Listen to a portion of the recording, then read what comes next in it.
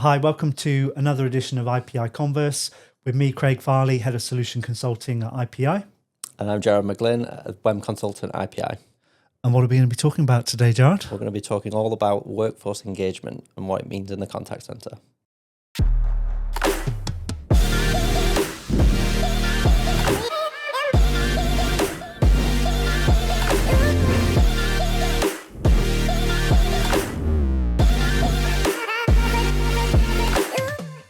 Workforce engagement. So WFM, WFO, WFE, WEM. What does all that mean?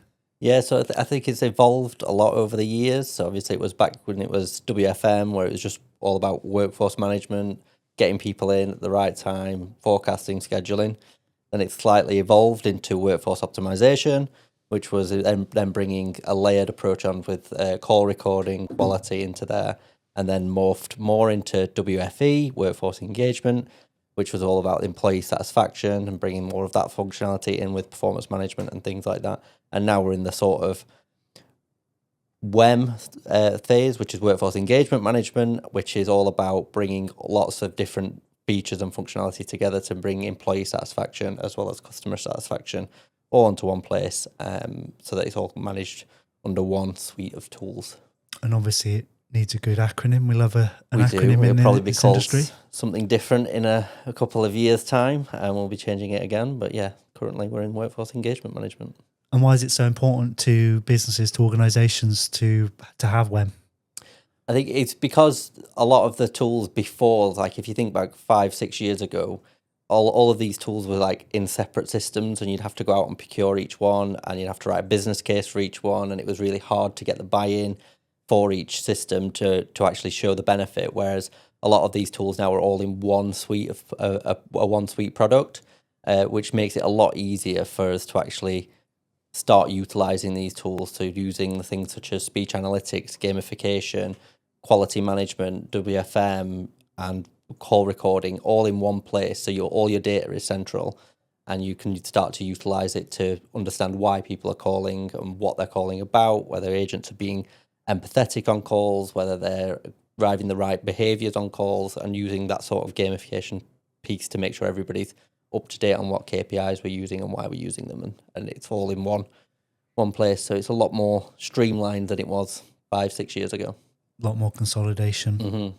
You touched on a few things there around how WEM impacts the organisation, but also the employees and the customer. What are some of the ways that it impacts employee engagement and customer satisfaction?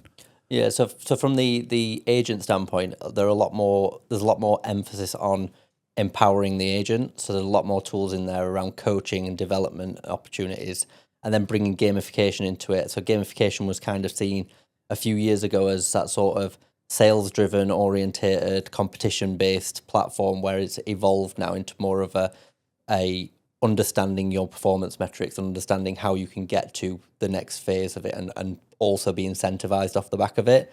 So from an agent standpoint, it started to bring more of a focus on, I know what I need to do to be hitting my targets, and then also I can be rewarded off the back of it as well. Rather than it just being a pat on the back, I can get a voucher, I can get an all expenses paid holiday if I wanted to, and depending on what that incentive budget is. But it's all about just making sure I know what I need to be doing to deliver that service to my customers. But then also sort of in the workforce management side of things, lots more tools coming into play around sort of being able to choose when I work and where I work from, and having a lot more flexibility in how I get my job done. And agents now are getting more of a voice on how they do their work and where they're most comfortable and how they deliver that service. Because what research finds is that when agents are happy, they deliver higher qualities of service, and they're a lot more attentive to their customer needs as well. From a customer service side of things, the service that they deliver, then bringing in things such as Agent Copilot, which is one of the newest features that's come out around the agent sort of experience at the moment, is really powerful because it gives that agent the knowledge and the confidence to actually deliver things back to the customer as and when they're talking to them. Plus, we're contractually obliged to mention AI in every conversation. Exactly, yes. AI is the forefront and everything is AI. But it just allows them to have that confidence of, I know exactly what I'm talking about, rather than having to put somebody on hold, go away and try and find the answer, or try and be typing as well as trying to listen to that customer's conversation and also speak back to them. It really just, I know it pops up straight away for me, just the relevant article, sometimes highlighting what that article should be that I'm talking to them about, and then I can relay that back to the customer, and then that really improves that first contact resolution, that moving through and the customer not being passed from one agent to another agent to another agent just to get one simple task done. So that really drives up customer satisfaction.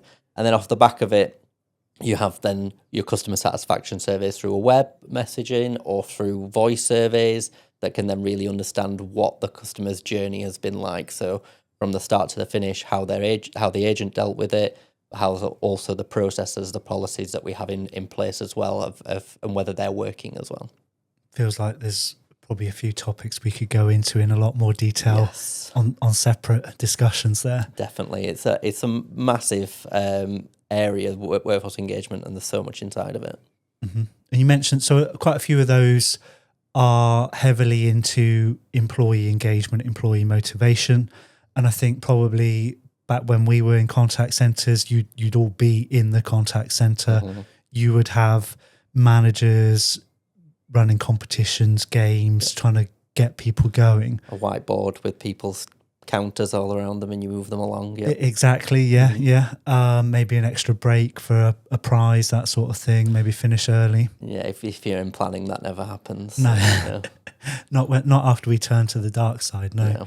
Yeah. So do you think that these technologies like gamification are probably gaining more traction since we kind of all went to home working or hybrid working? Yeah, and it does bring an inclusivity around everybody's in the one place, and you can actually see that nobody's slipping beyond the cracks of their performance as well. And it also, what I see quite often when I go into contact centres now where they're using this is it's often seen as a positive for somebody to help somebody else rather than just I'm better than you, I'm top of the leaderboard. It's about encouraging everybody to do well. Mm-hmm. It also then provides that coaching opportunity around who needs that help and who is best to help them. So if it's a side-by-side conversation of somebody's wrap time is worse than somebody else's, how can that person coach them? What techniques can they share, just so that we're all doing things in unison rather than having somebody just really short wrap time because they're not doing it to the same quality standard as somebody with a longer wrap time.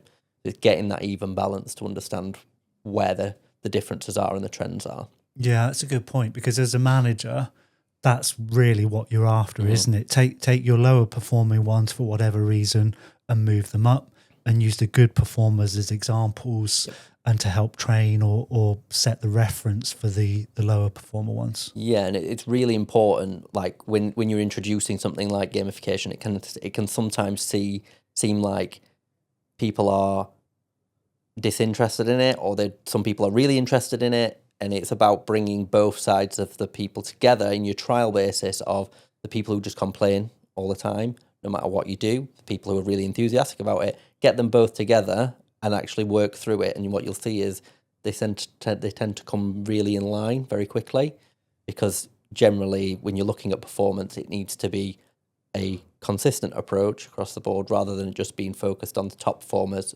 bottom performers. Needs to be about those middle of the table movers as well, those people who just go unnoticed from time to time, and starting to bring them along as well. So it gets everybody involved. And do you find contact centres are worried about naming and shaming their performers or making it public? No, a lot of it is you can have sort of leaderboards that present these are the top 3, the top 10, the top 15, but a lot of the time they're even hidden from the advisors, and it's more just focus on your own. Mm-hmm. And everybody else will get there and help people along. So it's about tailoring the approach in the right way.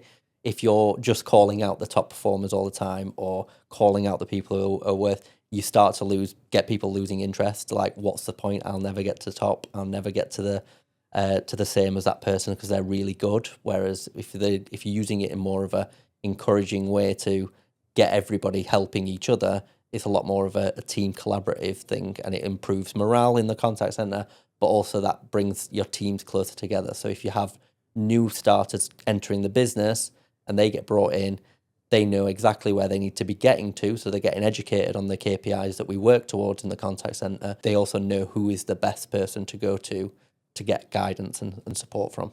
And also it's designed to give behavioral nudges so that you're competing against yourself and not just competing against other people, right? Exactly, It's trying to get you to do the next thing, the next challenge.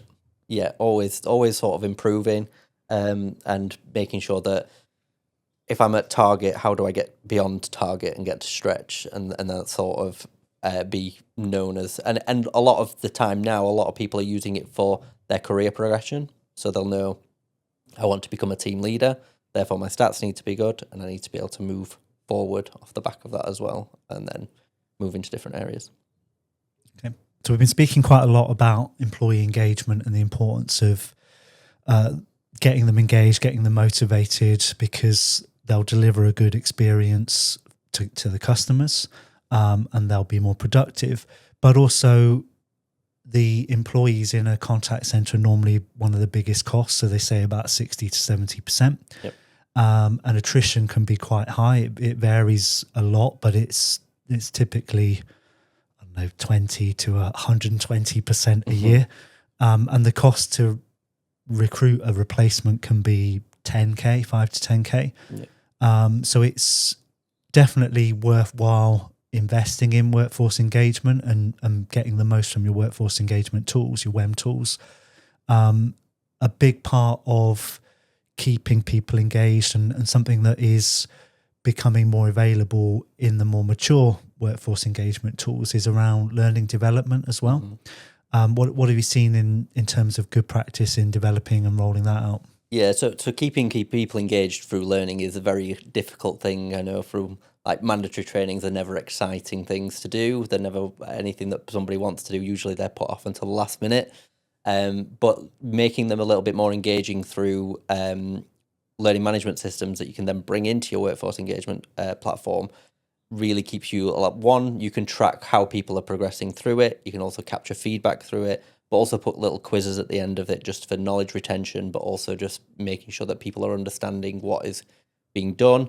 And it's also really important for those crucial topics, so whether they're legislation changes or terms and condition changes, where you need to make sure that people are reading and understanding it rather than clicking straight through to the end. But also making sure that it's not all just death by PowerPoint material.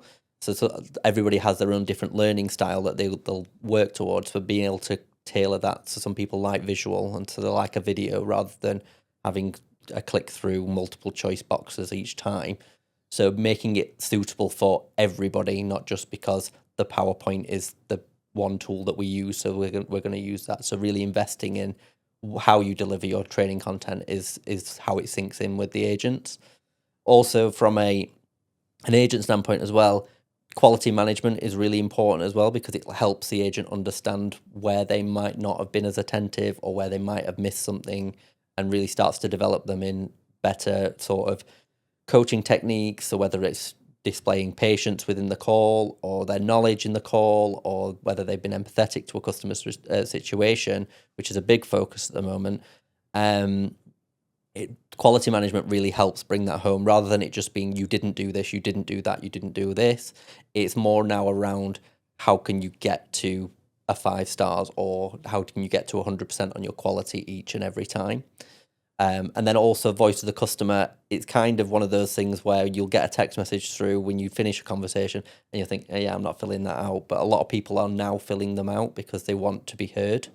So customers will fill these out, but there'll often be a section in there around rate the advisor you spoke to, and give any feedback on there. That really helps the advisor understand, did I do the best for my customer that I've spoken to? And often enough, that can sometimes just slip under the cracks, and you'll not actually see that feedback from the customer. You're just getting the feedback from the quality administrator or the quality manager that's scoring your call. Do you see speech and text analytics now, with the introduction of Gen AI, helping to reduce the reliance on surveys and getting a more holistic picture of everyone's performance? Yeah, speech analytics is a really powerful tool, and a lot of businesses will say they use it, but it's to what level that they use it to understand sort of what the customer's actually asking for, whether policies and processes are broken. It's really good in the quality standpoint now around actually bringing that in to do all the pre-scoring of the conversation. So all of those the spoken things that nobody wants to listen to 60, 70 times a week, hi, you're through to this person at this person's company. It's often now the speech analytics engine is doing all of that for you. So it's Pre-washing basically it. getting you through to all of the ones where it can't. So AI is only as good as the information you give it, but in some cases, there's platforms out there where it will pre-score, but then you have to go in and do did they display the right level of knowledge? All of the things where it actually requires somebody to actually do that audit on there. If it's a bit subjective. Exactly, yeah. And AI is coming more and more into that quality standpoint around generative AI with, did they display the right level of patience or the right level of experience in there to actually let AI get even further into it? And often it's perceived as, we don't want AI doing the scoring for us because it's not a human. It doesn't know what our people should be doing and shouldn't be doing. When in actual fact, the AI is assisting to allow you to do more evaluations, because the most recent market research out there is we're only getting through between 3 and 5% of calls per month, whereas AI is now accelerating that to actually get us to more and more conversations scored each month, which will in turn improve our quality, improve feedback, give agents that sort of training and development that they need to actually progress even further. And even to do that 2%, depending on the size of your contact center, could be a big team of QAs or a big chunk of your team manager's time, depending on who does it. So AI is going to help you scale without necessarily needing as big a team or increasing the size of your team. Yeah, and even getting your sample sets, because often it's just like, we'll go in and we'll choose the top 2 of each person's work stack, where it's not giving you a good representation of the different types of calls that they've got or the different things that they use or the duration of calls. Whereas the AI can go in and actually do a random sample set to give you a better sampling view of what your quality calls would be about, rather than it just being hand selected because they're the nice easy ones and I'll just score those ones. Do you think that AI will help remove biases? I know everyone, when they talk about AI, they always talk about bias, but do you think that perhaps in the setup and the tuning of the system, you could give it specific examples that say this is good, this is bad, so that you are actually creating a more level quality monitoring playing field, whereas different people, I know you have leveling sessions, calibration sessions to try and minimize this in a contact center, but different people will still not like other people, or they'll not like the way things are done. So there will always be those biases if it's done by humans. Yeah, I think the sort of calibration will still be here to stay, because AI, you ask it a question and then 5 minutes later you ask it the same question, it will give you a different answer.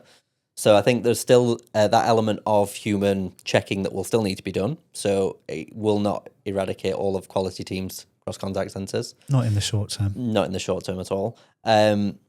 However, what it will do is bring in a lot more of a consistent approach across the board around how we are leveling. So calibration sessions that you mentioned there is a good one around.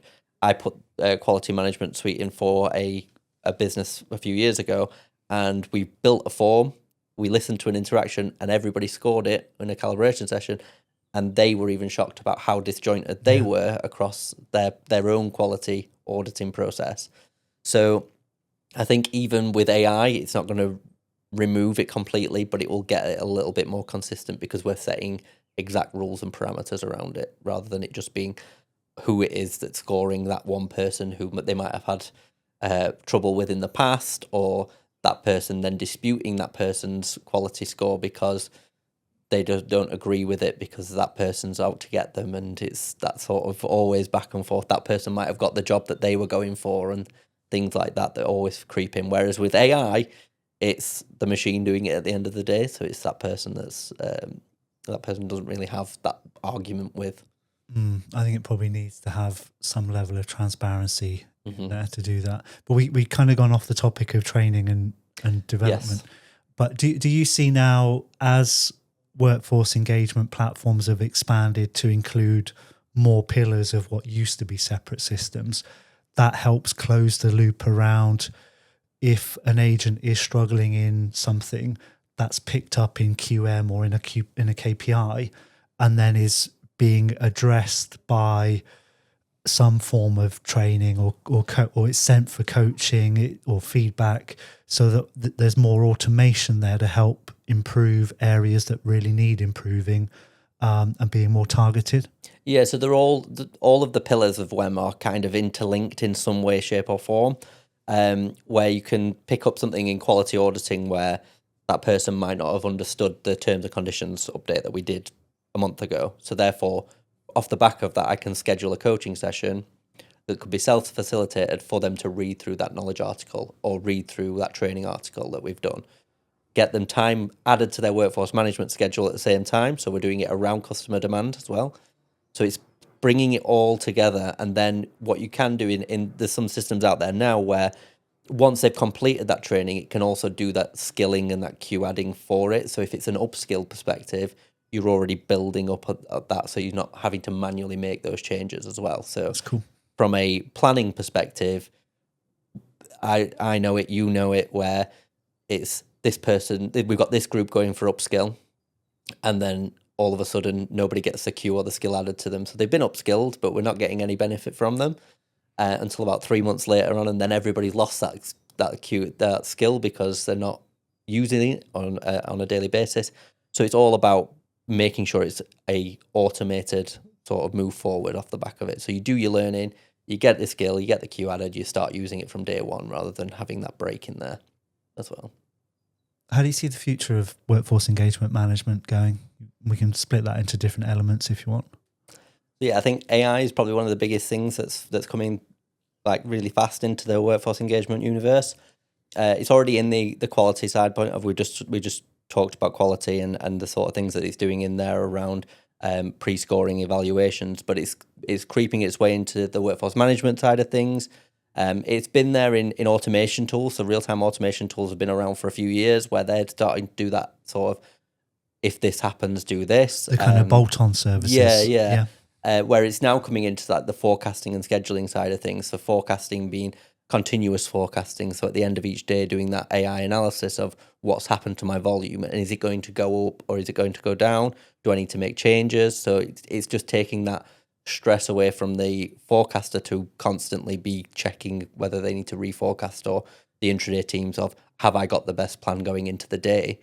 But from a scheduling point of view, it's been kind of untouched, the scheduling world, since it originally workforce management came in. It's you put the plan in and then you hope for the best, because in real-time worlds, you always are just firefighting to get that plan to work on the day. Whereas in the scheduling world now, there's a lot of things such as agent preference shifts, so that agent can actually choose the shifts. If I need to trade my shift, the system is going to tell me through AI of where is the best time for me to work that time back and start processing that, all the way through to holiday planning and everything. AI is starting to make its way into that space as well. The real-time analytics side of things of make adjustments here and there for either availability or for making changes on the day is really starting to come into that AI space as well. So I think AI is going to be massive in the workforce management space. Don't think it'll take the reliance away from the analysts that are actually doing the job, because they are the ones who are going to apply that whole human element, because when we're dealing with advisors, it's an emotive subject around their shifts, their work-life balance and what happens. But there's a lot more assistance coming along to actually help them make decisions and making the right decisions based on the data, because data is the most important thing to make the decisions off the back of it. I think it's got a bit left behind, WFM, didn't it? We've seen all these kind of great innovations in CCaaS and in speech and text analytics, but WFM, I think, has got left behind. But there's such an admin overhead, an admin burden by making lots of changes to schedules in the contact center, that's got to be ripe for automating lots of, not just automating the admin side, but making it much easier and more enjoyable for an agent to either get a suggestion to say, hey, do you want to finish early today and do an extra half an hour tomorrow, or if they put in a request to move a break to be the same as someone else, it not needing someone to manually approve it, so that as an organization you don't have to have draconian policies that say no break changes, no shift changes on the day. They can do that, and if it's a net benefit, it can just go through. Yeah, and a lot of planners really struggle with that letting go, because I know myself being a planner, and you've been a planner as well, Craig, is you constantly are thinking about what happens in an hour's time, or what happens in a couple of hours' time if I let those 3-4 people go off the phones or let them go for the day. What happens if I need them? Or if it's multi-skill, trying to look across different skills, different workloads. And it's a real challenge of getting out of that mindset of trusting the data. You've even got in the forecasting space, letting the continuous forecast where it analyzes and makes recommendations on your forecast. The hardcore forecasters that we all know that work in Excel and don't trust machines to actually generate a forecast for them, or they'll let WFM generate a forecast and then they'll just go in and change it all to whatever they think is the best. It's a real sort of shift change for them to actually let the system do it. Often enough, I see it where there's some really good systems out there that will do all of the forecasting for you. They will go in and make the modifications in it. But if you're comparing what the system generated versus what they've modified to fit, they're pretty much neck and neck of where they actually are delivering. So getting that trust in from the planning side of things, that it's there to help and not hinder or go rogue, is really important, because a lot of planners have problems letting go, mainly because they've been burnt in the past. And as you said, WFM hasn't moved along at massive pace until recently, in the features and functionality that it has. Maybe we need planner assist, like agent assist. Yeah. We need planner assist with suggestions of, if you let me do all of this stuff, it'll improve your service level by 2%, and just click OK. Yeah, definitely. So they feel like there's some control, but it's automating a lot of decision making. Yeah, and I think as well from a real-time standpoint, and I've lived and breathed this in the past, where the absence of speech analytics or a tool that can actually give you insights really puts you on the back foot of being proactive rather than reactive. Because when I worked in a contact center, it was somebody come up and say, what's going on today? Why are we so busy? And you'd have to go and stand at somebody's desk and say, can you tell me what your last 5 calls about? And the immediate response is just normal stuff, but there's a lot of it today. And it's like, that's not really helpful when I'm trying to relay why we're so busy. So using tools like speech analytics, you don't even need to go near the advisor. You can just run the tool to actually say, what's the trends? What's coming through today? Are we getting lots of calls because there's an incident ongoing, or if there's something that's broken, policy, process? Do you need to contact someone? Will it end soon? Will it be here for a while? Yeah. Is our billing run late, or is it sort of a people have missed their payments or anything like that? We can just use that and then start to understand it over a longer period of time to actually build that then into our forecasts, into our schedules, to say 28th of the month, we always get a spike in billing calls, but that's because people get paid then. So therefore they're calling back to pay. So we know to staff up those few days in there as well. So I think speech analytics is probably one of the ones that people often forget about or don't think it's relevant in their area, but it's relevant across all areas of the business, whether that be real-time operations, business improvements. Everybody has a hand in getting the value out of it.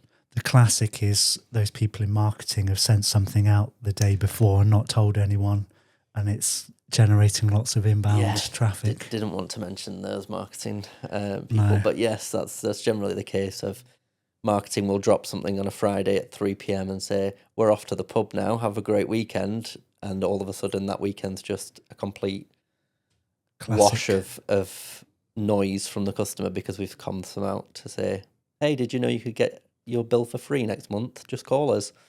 Yeah. Are you seeing, or do you think you will see more inputs into the forecast, of being able to gather data from more sources? Obviously, with integrations being somewhat easier these days with APIs getting them from different systems, different platforms, but maybe external, like weather forecasts and things like that? Yeah, there's quite a few algorithms that now get built into the automated forecasts that actually go into to actually generate an actual either short-term or long-term forecast, but bringing that seasonality in is sort of the one that's been around for years, propensity to contact. But bringing things in that are more topical will be coming in that. But it's all about how good your data is. Otherwise, you're going to get not very good forecasts off the back of it. You need to have good data. And this is where sort of workforce engagement now sits in what's called a CCaaS platform, contact center as a service, where everything is under one place. So your data is not coming in from a different area of the business or a different platform. Therefore, there's not separation in, let's say, there's one thing on this side of the system, but one thing on this side of the system, it's all in one. So your data is a lot more reliable. And also you can bring integrations in so that everything comes through your CCaaS platform and then is shared into your workforce planning, into your learning, into your quality, into your speech analytics. So there's a lot more cleaner data than there was previously. A lot of the time it was just spent sat in a room arguing about whose data source is right, whereas that's pretty much going out of the window now. Well, I was going to ask about that actually. So we have customers in different situations where they've come from maybe on-premise and they've got a standalone WFM system and a standalone contact center platform, or maybe they're on cloud but they're both separate, whereas some will have all-in-one in the CCaaS. Their WEM platform will sit within the CCaaS as well. What are some of the kind of pros and cons and different approaches you could take there? So it definitely has its benefits in having it all in one place. Obviously, data all being in the same place. If you're making a change on the routing, you're also making the change into the workforce management system at the same time. You're not having to setup. Yeah, you're not having to administer two systems at the same time and then hope that they're right. It's one consistent approach for user management. I think if you think back to on-premise solutions, so there are businesses that still operate on an on-premise solution, the sort of nervousness around doing upgrades, for instance, where you have to take the server down, do the changes, and then pray that it comes back up on time. A lot more with cloud-based solutions now. It's evergreen. It's always on. So the releases just get pushed to it, and whether you absorb them or not is your own choice. Whereas in the past, you get a patch and you put it onto a server, but you don't know how it's going to behave until it comes back up. Often enough, it's very close to the wire of business opening.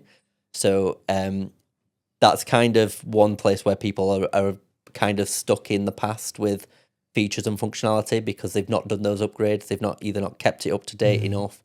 So they're kind of just stuck in the manual processing of not being able to leverage AI to do some of that analysis and do that some suggestion in. Whereas in the cloud side of things, it's really sort of good in the way of everything gets either released on a monthly or a weekly basis now. So you're getting the latest and greatest each time. So there's a lot more options for you to actually absorb things. And you can do it at your own pace as well. You're not being forced it. So if you're getting something added to your platform, you can choose when and how you use it rather than just being this person's got it or I saw it on a LinkedIn post, therefore we must have it. AI being the biggest thing at the moment where people are like, well, I saw this LinkedIn post about generative AI or agentic AI, which is the newer one that's coming out. We must have that. But it's like, no, just think about how it would work in your business rather than actual just have it because that person's got it or just have it because you saw it on a blog or you saw it on a webinar. And do you think there's a big difference or what would you say to customers who are trying to decide, should I have a separate WFM or WEM platform? Let's say it's in the cloud because most are going to the cloud anyway. Yeah. Should I have a separate WEM platform and a separate CCaaS and integrate them? Or should I just get a CCaaS with it all in one? There's no right or wrong answer on that one. So some people will like the all-in-one because everything is together and all in one place. You don't need to go out and buy different systems for each thing. But it's all about your requirements and what you're trying to do. So some businesses will have that CCaaS product and that CCaaS offering, but maybe the workforce management doesn't meet the way that you guys do planning in your business. So it's all about is it going to be fit for what we need? And if not, there are integrations available a lot more now, and it's a lot easier to integrate now than it was in the past. And there's a little less dev work involved, but it's all about making sure that what you're buying is going to be suitable for one, if you grow, how quickly you grow and scale, and two, whether it's going to actually drive satisfaction to your agents in the long term, rather than just having it as a, you must do this at this time and this is it. You need to have that sort of agent in mind around what does it give our agents, as well as us meeting customer demand, especially in the workforce management side of things. But as long as your integration, or as long as the system can integrate into your CCaaS platform, it should be relatively safe. But a CCaaS platform with an all-in-one is kind of in that sort of no-brainer market for those ones where they want to focus just on having everything in one place, and they don't want that sort of administration of multiple systems. You want to minimize admin, you want to simplify, make your life as easy as possible, but you might be restricted around how you use certain features or what features you have. Whereas if you bring different ones or pick a different one, you've got the option of getting something that does exactly what you need, potentially with a bit more flexibility. Yeah, and your agent experience is slightly better as well, because they're working from one screen rather than working in two different platforms.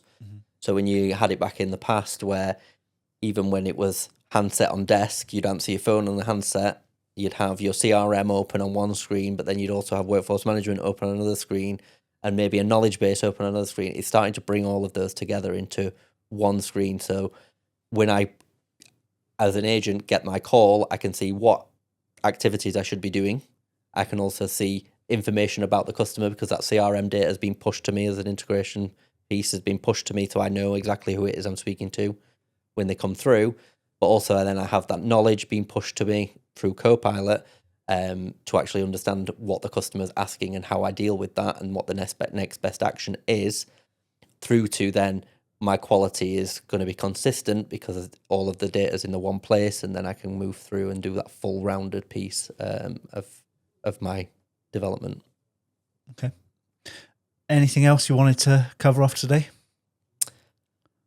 I think the only thing is, because it's quite easy to get lost in the sweet shop method and the sweet shop mentality around, I've got all of these features, because WEM, as we've just been talking about, is quality management, is speech analytics, is workforce management, is learning and development, is coaching, is agent Copilot is in there now. There's so much in there. It's often like, yeah, we'll do that this week, that next week. That there's a lot in there that actually can be used. It's often about going at the right pace rather than just rushing it through and just doing it as a one and done. Each one of these features needs feeding and watering. It needs somebody to administer it and somebody to keep it going. Otherwise, you're not going to get the full value out of it. But like we said earlier as well, the more of the features within the stack that you use, you get exponentially more benefit from. Yes. I mean, I used to say that to customers, and I think they used to think I was just trying to sell them more elements of the product. But you genuinely do, if you use more things within the product, because they're so tied together and they have impacts on each other, you will get more benefit as you roll more of them out. Definitely, yeah. Okay, great. Well, thanks for that, Gerard. It's been really interesting. Yeah, great. And thanks to everyone for listening.